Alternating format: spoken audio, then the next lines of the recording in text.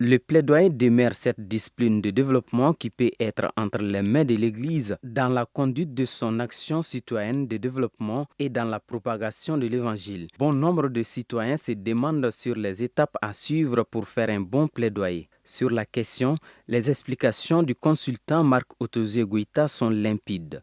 Il faut identifier le problème. Et le problème étant identifié, bien entendu, on essaie de comprendre ses causes. Et en comprenant ces causes, alors à partir de cela, on se fixe un troisième élément, un but ou des objectifs. Et des objectifs, on peut les structurer de manière à ce qu'ils soient gérables. Comme quelqu'un l'a dit, il faut décomposer en autant de moyens, d'éléments qui permettent d'aller étape par étape pour résoudre et atteindre l'objectif. Et il est important, bien sûr, dans la formulation de l'objectif, qu'il y ait l'aspect SMART. C'est-à-dire que l'objectif doit être spécifique, mesurable, atteignable, réalistique et dans les temps. Et quand on arrive effectivement à fixer l'objectif, on définit les partenaires. Mais il y a à ce niveau des aspects qui participent du jargon du plaidoyer. Il faut d'abord connaître les cibles.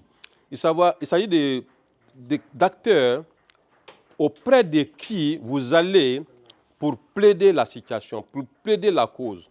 Si c'est, par exemple, chez le président de la République, si c'est chez un député, si c'est chez, bien entendu, des membres du gouvernement, dont la cible, c'est ceux auprès de qui on va pour gérer, pour présenter les problèmes des plaidoyers. À 100, les conseils du facilitateur ne tombent pas dans l'oreille d'un sourd.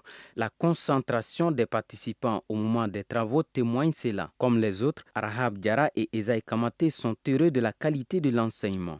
Bon, j'ai retenu beaucoup de choses, mais les plus pertinentes sont les problèmes auxquels l'Église est affrontée. Que cela soit au sein de l'Église, mais aussi au sein de l'État malien. J'ai appris que on peut plaider sans violer. Dans les plaidoyers là, ce n'est pas de faire des violences. Il s'agit de ne pas faire de violence. On peut plaider de façon très franche, honnête, sincère, sans faire de violence. Et suite à ça aussi, on a vu des étapes de plaidoyer et cela nous a conduit aussi à voir des sujets de plaidoyer pour l'Église malienne. Et dans ces discussions, on a parlé un peu du côté des jeunes.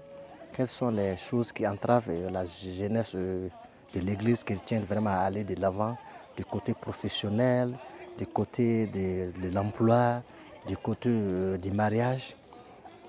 Du côté mariage, on a retenu qu'il est réellement nécessaire de faire des formations telles que comment se marier, pourquoi se marier, quand se marier et avec qui se marier. C'est des problèmes-là qui sont à l'Église. Et au-delà de ça, aussi, il est dit que nous devons aller vers les autres. Souvent, nous nous écartons en disant que nous ne les connaissons pas, nous nous taisons les dessus. Et là, c'est une grave erreur. Quand on ne se plaide pas, on ne peut pas savoir ce qui se trouve au fond de la chose. C'est pourquoi à chaque étape, on a eu à dire que vraiment, l'Église doit se plaider parce que c'est biblique. Et là, si c'est biblique, nous les enfants de l'Église, nous devons se lever et se plaider vraiment pour des choses néfastes qui mènent à notre égard. On a dit qu'il est aussi nécessaire que nous nous plaidons au moins du côté de l'État. Comment est-ce qu'ils peuvent valoriser les domaines de la formation professionnelle afin que les jeunes puissent au moins savoir dans quel cadre et quelles sont les filières qui sont sollicitées sur le marché de l'emploi. Réussir à faire un plaidoyer ne doit pas engager une seule partie. Parce qu'il est plutôt important et conseillé d'être dans une dynamique d'intelligence collective.